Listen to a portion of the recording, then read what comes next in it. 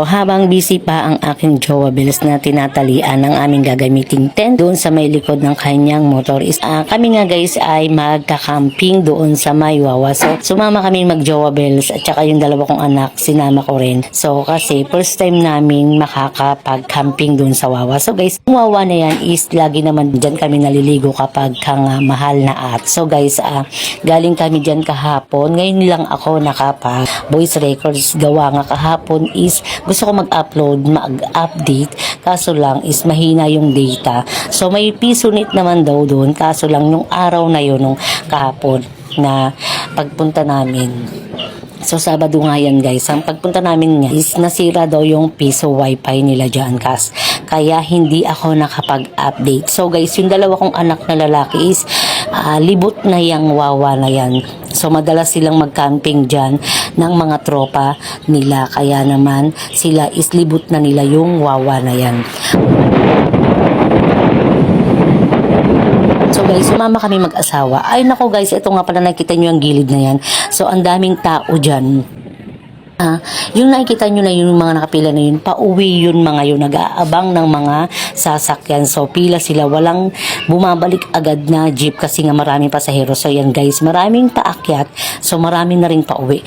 Guys, yan nga is hapon yan, mga 5:30 PM na kami nakarating kahapon, kaya medyo padilim na rin dyan. Dyan sa baba is maayos pa, maliwanag. So guys, sakit din yung bundok na yan. Yan yung bundok na nag-uuntugan. So guys, ito, paakyat na kami yan sa taas. So pagkarating mo dun sa may baba is iiwan mo yung, ayan, anak ko yan. Anak ko yung lalaki. Yan yung anak kong panganay. Yan yung sinasabi ko sa inyo na madalas silang mag-camping dyan. Yung pangalawa ko naman kaya hindi namin naisama kasi nga pag alis namin is kauuwi lang din nila ng madaling araw niyan. Nag-camping siya ng jowa niya at saka yung anak kong pangalawa. So, marami na kayong makikita na bilihin. Kung wala man kayong bit-bit na mga baon pag-akyat. So marami. At ayan nga yung aking bunsong anak at yung aking anak na lalaking panganay, nakaputi, at ang aking jowa Bells na may bit-bit ng bag. Tengi!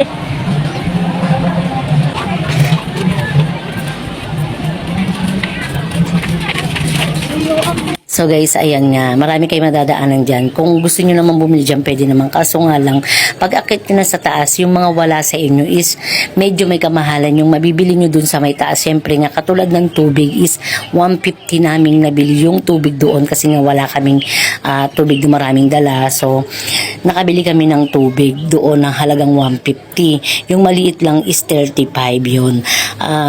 So, deserve naman nila talagang magtaas ng nasa sa kanila yun kung magkano nila ibebenta. Syempre depende naman sa kanila yun kasi nga is inaano rin nila yun, inaangkat din nila, pinapamasahian din nila papunta dun sa may campsite doon.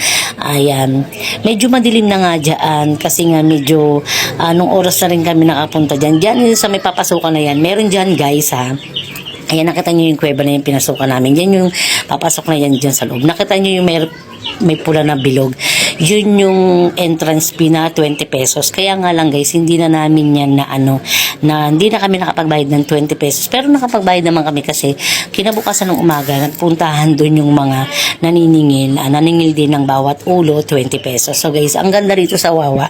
Nag-stop over kami dyan kasi nga nag-video-video kami, nag-picture pa kami ever lang aking jowa Bells, pang wheels. Ayan guys, nag-video-video nga ako dyan. So, ang ganda nga, diba? Ayan o, ang ganda nga talaga ng paglubog ng araw. Padilim na kasi dyan.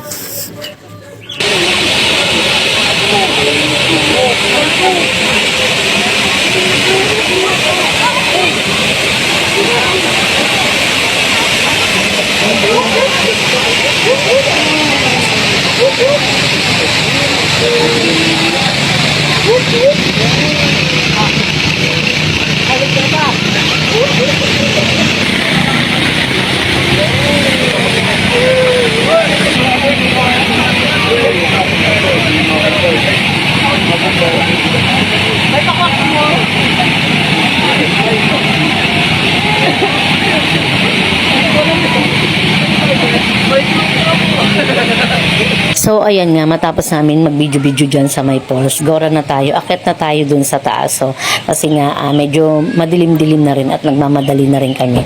So, may mga kasama rin kasi kaming bata, medyo pagod na rin sila, kaya kailangan na naming maglakad papunta doon. So, nalakbayin pa namin. Medyo malayo-layo rin naman talaga tong aakitin namin. Kasi nga, yung campsite na pupuntahan namin is medyo mas marami daw dun sa taas na mas magaganda kaysa dito.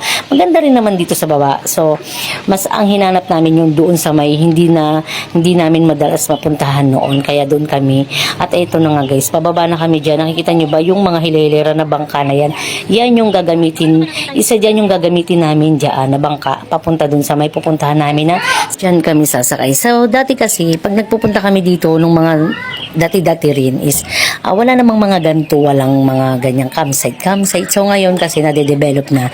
Mas sobrang gumaganda na yung Wawa ngayon. Mas marami ka nang mapupuntahan ng mga sinasabing secret. So, doon nga kami guys pupunta sa may sinasabi nilang secret. So, ayan, medyo padilim na rin talaga nung sumakay kami dyan ng bangka. At ayan nga, diba? Dyan pa lang sa baba, marami ka na talagang makikitang tao kasi nga mahal na araw. So, maraming magka-campsite ngayon. Please na experience namin tong mag-asawang mag-camping na kasama rin naman yung aming mga anak. So, hindi lang namin na isama yung pangalawang anak kasi nga kagagaling lang nila rito ng Jowa Bills niya galing sa camping. So, ito guys, nakaayos na nga kami dyan. Nakasakay na kami ng bangka. Medyo nanghingi talaga ako ng life vest dyan kasi nga talagang di ako marunong lumangoy sa tanda kong ito. Ayan na nga. Nagre-ready na kami dyan kasi nga aalis na dapat kami. So, hindi na dapat magbibigay ng life vest yung may-ari ng bangka. Kaso lang si Emmy nyo, si inay nyo is masyadong majority. Hindi naman sa majority, nag-iingat lang tayo. So, may mga bata rin kasi kaming mga kasama. Medyo marami-rami rin yung mga batang kasama. Kaya naman, ang hingi na talaga ako ng life vest na ako rin ay isang hindi marunong lumangoy. So, yung anak kong tatlo is magaling lumangoy.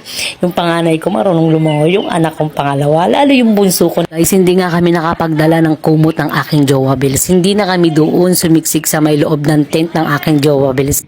Matulog. Doon na lang kami sa may labas ng tent. Taglatag doon kami ng trapal. Doon kami humiga ng Jowa Bills ko sa labas. So, sobrang lamig guys. Hindi kami nakapagdala ng kumot. Ang dala ko lang ay balabal. Yun lang pa namin ang nakukumutan kasi sobrang lamig. At ayan nga, sabi nga namin ng aking mga kasama dyan, maganda sana to kung maliwanag pa kasi nga nakasakay kami ng bangka. At yan guys, nakita nyo ba yung araw nagba? Ang ganda ng paglubog ng araw. At dito nga is tuloy-tuloy na kami paakyat ng campsite. Yan, talagang gagamit ka ng bangka kasi medyo may kalayuan. Pwede naman daw lakarin hanggang doon. Kaso may mga bitbit nga kaming mga bata at saka medyo madilim na rin talaga. So hindi na rin pwedeng lakarin. Gawa ng may mga bitbit din kami talagang bata. So dyan palang makikita mo na ayan. Nakikita nyo yung ilaw na yun. Meron doong nagbo-bonfire, diba? Ang ganda. Doon palang marami ka na makikita na. At ayan nga, marami rin naman talagang campsite dito sa baba, pero kaya lang mas gusto nila doon sa may taas. So meron na nga kami kasing campsite na pagpupuntahan kasi nga nandoon na yung nauna namin kasama na kadagpam, naghihintay na lang sa amin. So naka-ready na yung campsite na amin pag tutulugan, pagpupuntahan. So maganda nga talaga sana yan kung maliwanag pa is nabibidyohan yung ganda ng Wawa. So ngayon pa lang is marami na talagang tao dyan. Hindi naman talaga dito nakakatakot kahit na gabi. Ayan na nga guys, naglalakad na kami dyan. Medyo malayo-layo yung aming campsite. Bumaba na kami dyan ng bangka. Layo-layo rin naman yung nalakaran namin papunta ng campsite. Kaso lang, is talagang gusto ng aming mga kasama at ako rin, kami ng family Dasco na maka-experience ng ganito kasama ang aking mga anak. So, I'm happy talaga na nakasama namin ang aming mga anak sa pagkakamping. At ayan nga, nakarating na kami dito sa may campsite. Nag-aayos na kami ng mga tent. Nag-aayos na ng pagkakainan, ng lamesa. So yung dalawa naming dalaga nandoon. Ayan. So maghahanda muna kami ng kakainin kasi nga medyo mahaba yung aming nalakbay. Medyo maraming gutom na rin kami. Maraming gutom na ang aming tummy. Kaya nagre-ready na sila sa pagkain. Naayos na yung lamesa. Kung yung dalawa yung kasi binaling isa. Di ba dalawa yan? Oh.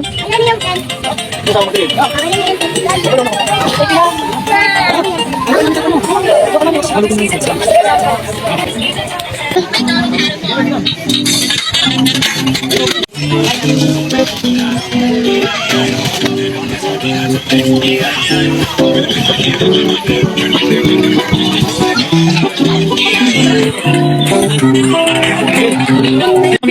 bilis ng puso niya?